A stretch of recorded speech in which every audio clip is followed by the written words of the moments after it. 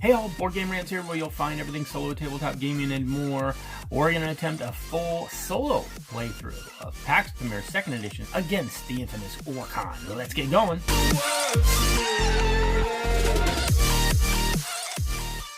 And by attempt, I mean, well, one, I find Wakhan, I find her difficult to beat. And two, I find it difficult to play this game correctly on any given session. And so that's what I'm referring to when I say attempt. It's not that the game is very complicated to learn. It's just as you get into it, it has a lot of intricacies that are sometimes a little difficult to keep track of. Now, I'm going to assume that you already know how to play the base game. And so watching me, though, you will learn, I guess, as I'll explain as I'm playing, how to play and implement Wakhan into your game solo. So let's get rolling. So I have myself all set up. I'm going to be playing red. I have picked my initial coalition here. It'll be British. I'm probably just going to refer to the colors as I play. It'll be easier for me to spit out rather than remembering, Afghan or Russian or British. Just give you kind of, green and pink and yellow, and then cards too. As I purchase them, I'll probably be more referring to their locations more than trying to pronounce all these names, that hopefully things will go a little smoother. I have it all set up. So again, I'm going to assume you know how to play the base game of Pax Pamir 2nd Edition. And here's the deck I'll be drawing from. Here's the starting market. And then, of course, the board, or the cloth board, if you will, that is all set up. And then here is Wakhan. She starts as well with 4 coins, just like a normal player would. The game is set up as a normal 2-player game. That deck was set up as a 2-player deck. And then you don't need this, but I like it just because it's just easier to keep track of her cylinders this way. And then you've got Wakhan. This is what's going to run Wakhan, and it's going to be simply this deck and a couple player aids, and I'll be flipping over cards and using those actions to determine what she does. And so let's get rolling. She's going to actually take the first turn every time when you play Wakhan. And I got to pick my coalition, which again is pink. And let's see what Wakhan does. We'll flip over this card and get right after it. So the first thing you do when you flip over a card is you're going to find out who Wakhan's pragmatic loyalty is to this turn. And you're going to start from left to right. And again, you've got yellow, pink, and green.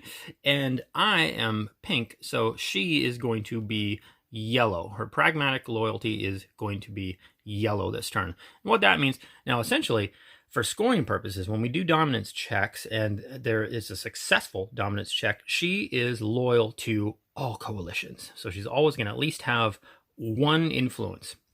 So she's always going to be in the running during a successful dominance check. And she's also going to be able to put things out here in her court that has different colored patriots. So she's going to be able to get away with a little bit out there. And her gifts, should she buy gifts, are going to count +1 influence towards all the loyalties. And if she ever gathers prizes, she'll be able to keep a variety. It doesn't have to be just yellow or just pink or just green. She's going to be able to keep all of her, and those are all going to count towards her influence in any given loyalty during scorings, during the dominance checks. But each turn that she takes, she's always going to have a pragmatic loyalty that you'll determine the way I just explained. That's going to dictate what kind of blocks she puts out, and who she can attack from and where, and etc. So for this turn, again, I use this card that I just flipped over, going left to right. She's never gonna pick my faction. And so in this case, I'm pink, so she's not going to be pink. She's going to be yellow in this case. So now, with that perspective, a lot of times you have to go out and you look on this board and you look to see if she still controls certain areas, because that's always based on her pragmatic loyalty is how she controls things out here on the board. And that's going to switch from turn to turn. So that'll be something we'll be keeping an eye on as we play.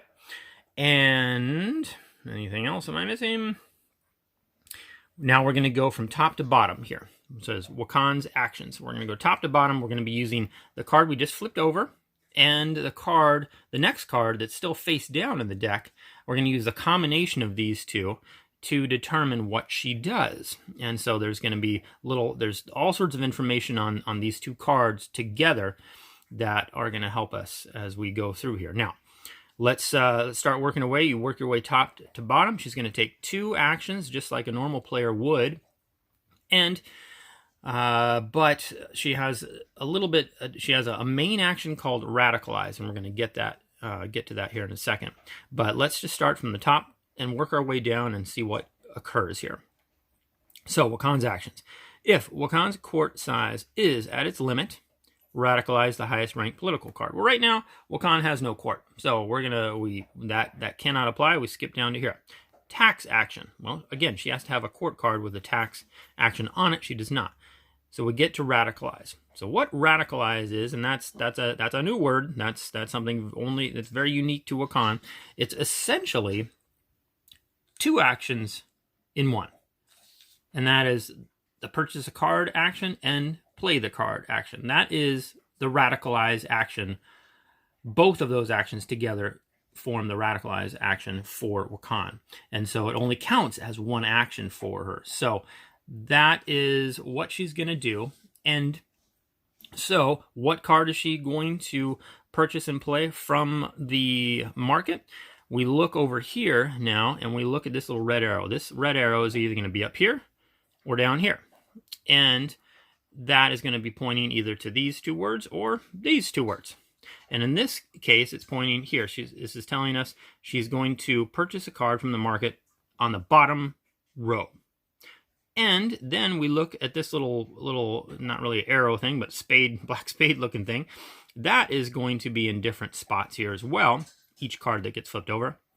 In this case, it's pointing to the 2. So she's going to purchase a card from the bottom row, and she wants to purchase this, the number 2 card. So that's what she's going to attempt to do. We come on over here. We look at the bottom row. She wants to purchase this card right here that costs 2. She, right now, has the money to do that. So she'll pay for cards just like normal. And she'll put 1 on there, 1 there. And she has purchased Transcaspia here. So now there would be, and you'll see there's going to be rules as far as where you place a card in your court. But right now, it's the only card, so we'll just put it right down. So first thing, and there's most of what Wakhan does is going to just be very familiar, and it's going to be all basically what you do as a player. But there are certainly some changes. But placing this, we want to find out, does anybody rule Transcaspia? Well, of course not. It's first card out. And she's going to place a spy. So this is it could only go on here. But if I had some Transcaspia cards here, she would be most likely putting them on my cards. But right now, this is easy peasy. She has placed that card in her court, and that completes her radicalize action, which again is a combination of purchase and play. So that was her first action. Now we look here, and it says if actions remain, return to the top. So radicalize is only 1 action. She gets 2. So we're going to go back up to the top.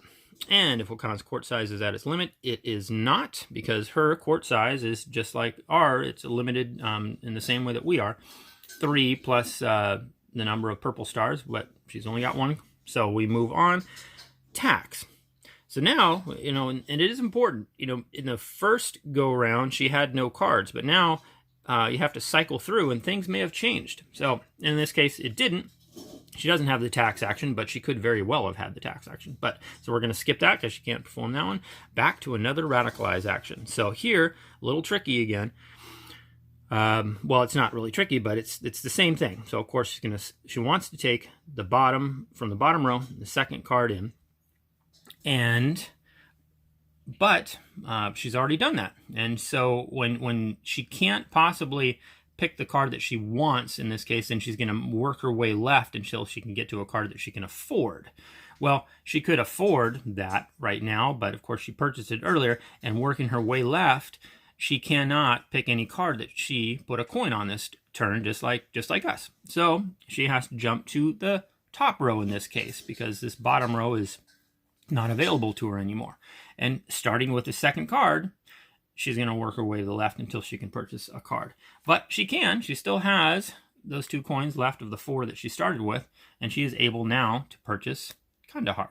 So she'll take this, and now we have to look at this red arrow again, and it's pointing to this word in parentheses is telling us where, when there's an option, where is she going to play the card in her court. She's going to play it on the right side, and then of course on the other end of the spectrum she would have placed it on the left side, but this is pointing to right, so she's going to place this to the right.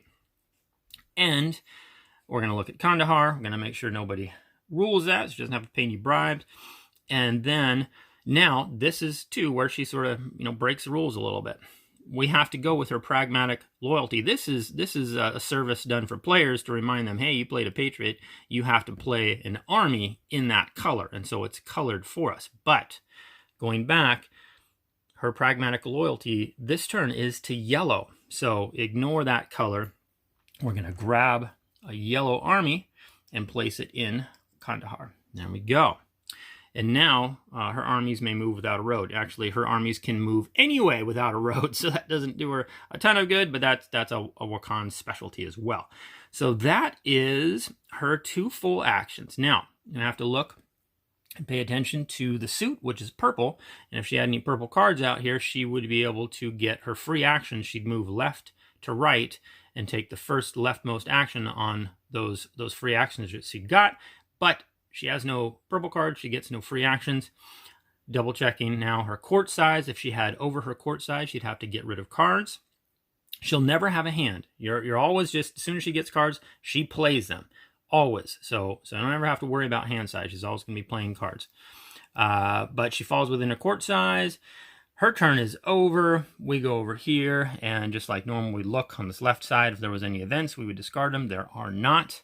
Let's scooch over these cards, and let's get to our first turn of the game.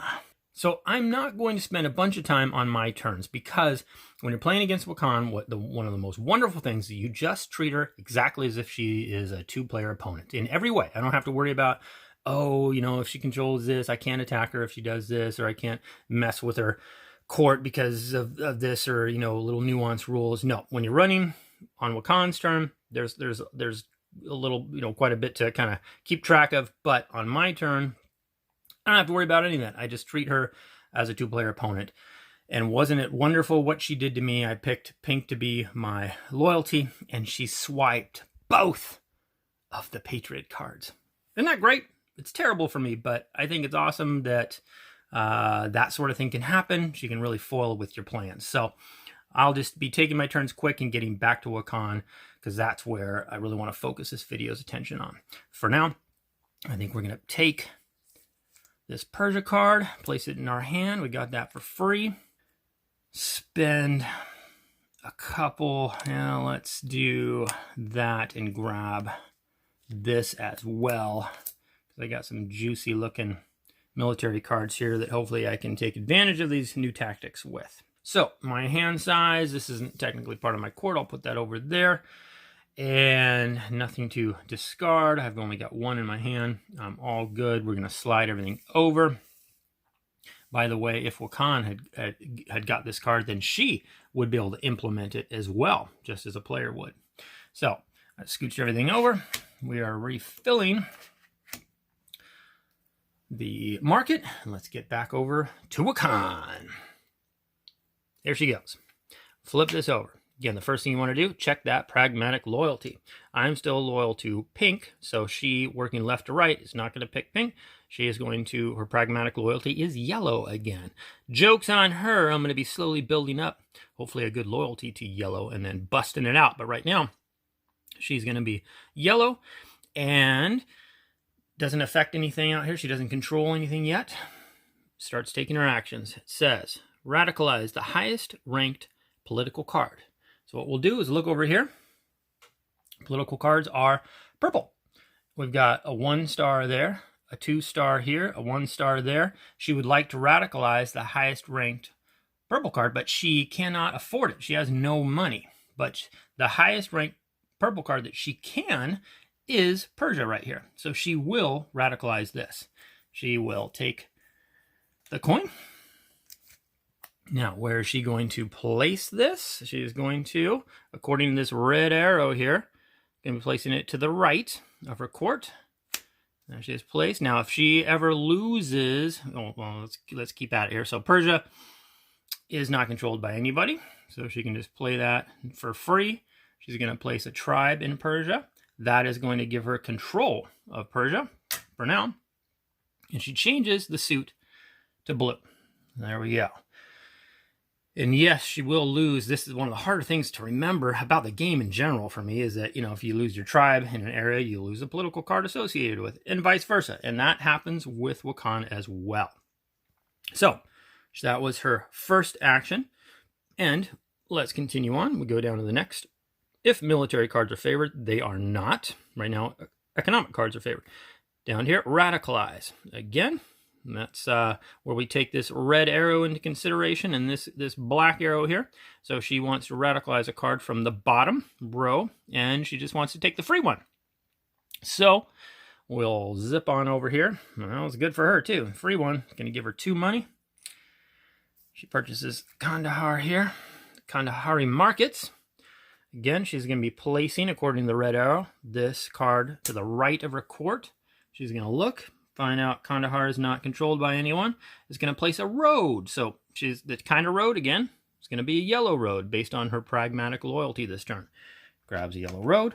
Now, where does she put this? Is she going to put it here, here, or here? That, again, is where we look at this card, and you look at these symbols, and you work your way left to right. And she's going to put her road on the first viable choice, left to right. So first on the octagon. And from Kandahar, there's the octagon symbol right there. So she places a road to Herat. And if there were more roads to place, she would simply work her way down this and just keep going until she placed all of her roads. But she only had the one to place, and she has done that. Now switches the suit back to purple. Boop. Okay. That was her 2 actions. So now we have to allow her to take her free actions. She'll work left to right. She does have a purple card now. And then she's going to, if possible, going to take the leftmost action on that card. That would be a betray action. She has the money to do it, and she would betray. She has a spy here, and she will betray her own cards if they offer up a prize. This card does not offer up a prize, so she will not betray this card. She's going to skip that. Then she would go to battle. And out here right now, it's just her. It's her and her alone out there. So she's not going to battle anything. So she has no use for these actions. She's going to skip the free action portion. She is done with her turn. Now we have to look and make sure her court size is okay. It's 3 plus 1, which is 4. Her court size is maxed out, but she does not have to get rid of a card at this point. So, turns up. Go over here. No event cards to discard. Let's slide everything over, and I will get to take my turn. All right, the gig's up. For my first turn, first action, I'll be playing Persia. Persia, however, is, now I'm just realizing, is ruled by Wakhan. So I do have to pay that bribe to her to play that card. So that is done. Now I get to place 2 spies. Well, I think I will certainly place one here. And that will go nicely with a betray action if I can pull that off. And then, let's see here, I think I'll place one there as well for good measure. And now I do not pay for Russian markets or Russian patriots in the market. So I think I better snatch up this Transcaspia right now for free. That'll be my second action.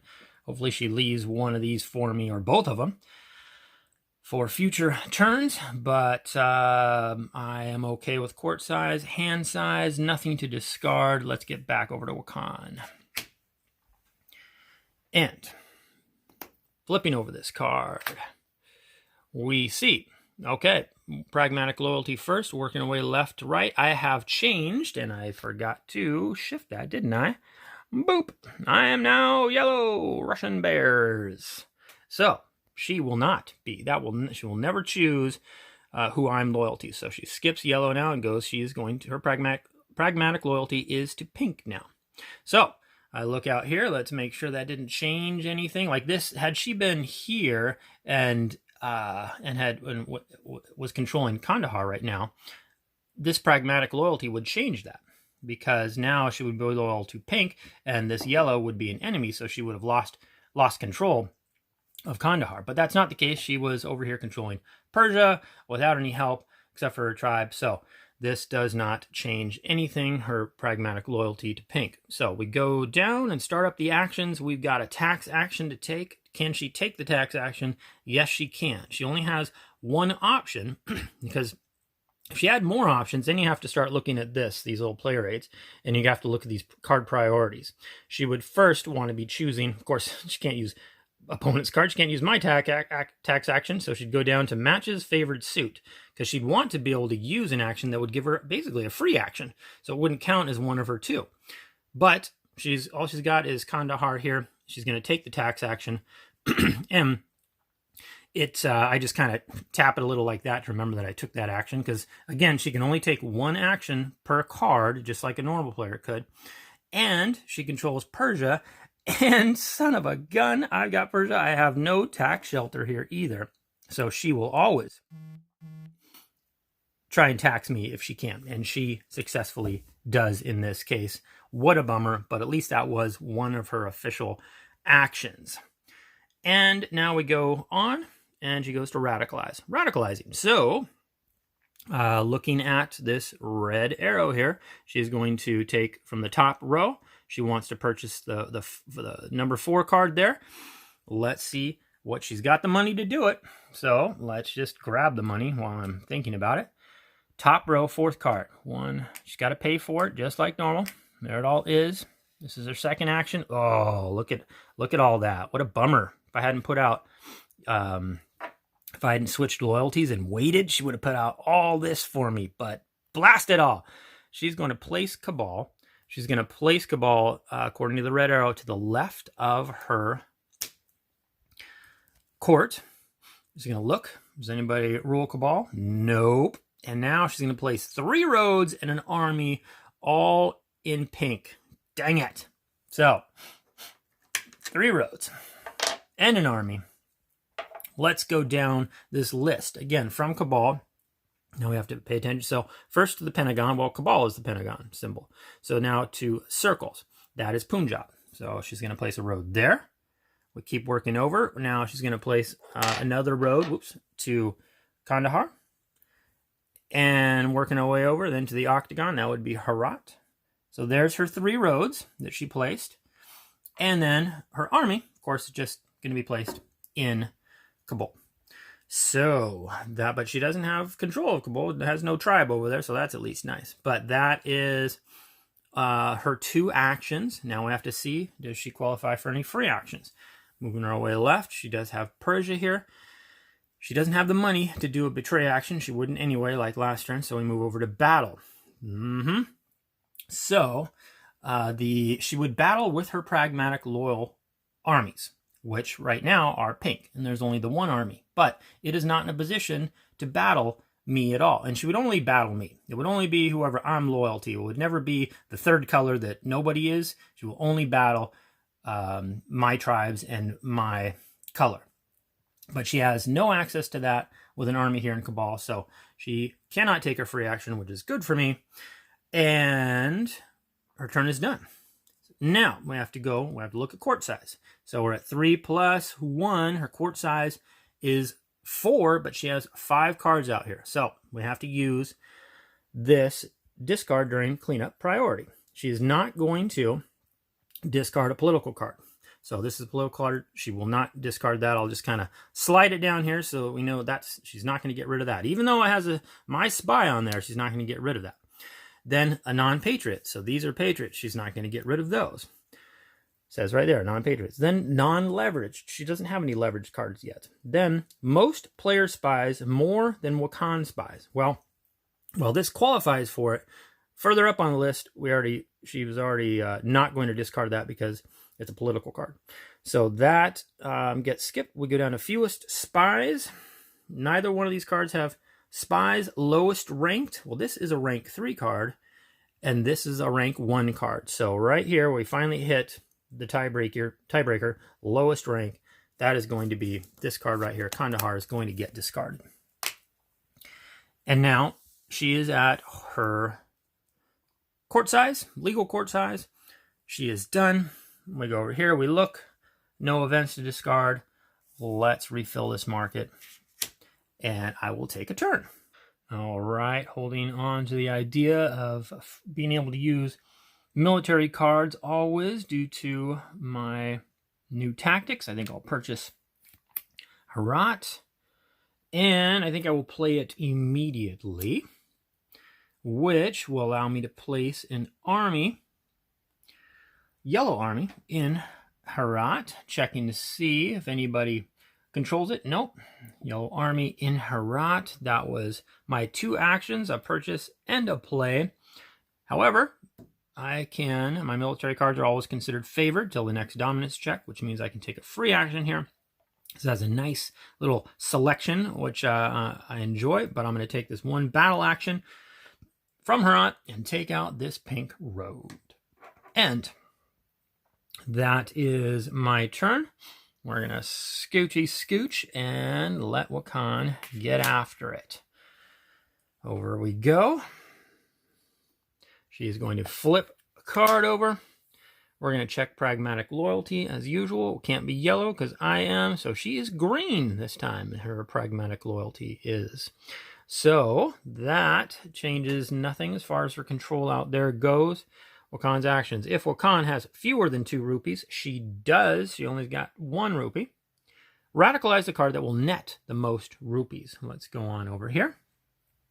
Well, radicalize, so that she would purchase a card. She has 1 coin, so she get any of these 4.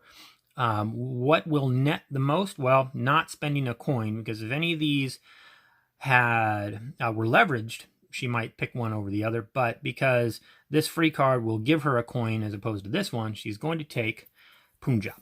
And she's going to radicalize that, meaning she not only purchases it, she gets to play it. That is going to be played, according to this red arrow, to the left of her court. Punjab is not ruled by anybody. She's going to put 2 armies in it. This case, it's going to be green, because that is her pragmatic loyalty. 2 green armies in Punjab. And that was just her first action. We continue on to the build. So she's going to look. Does she have a build action? She does not. So that is not an option for her. She's going to radicalize. She's going to look. She wants to purchase a card from the top. Number 5, she's going to spend all of her money going after the top row, the 5th card. She's going to take these 2 coins. But as I said, she's going to start there and then just work her way left till she can afford one. She's not going to put a point there. She puts it there per the normal rules. That goes there. She's going to purchase... Oh, a bummer. She's going to purchase this event card. That, of course, gives her the 1. And then, because she's now back in person aristocracy, she gets to take 3 rupees from the bank. Ugh. All right. Well, now she's loaded up. And that's her 2 actions. Let's check. Free action.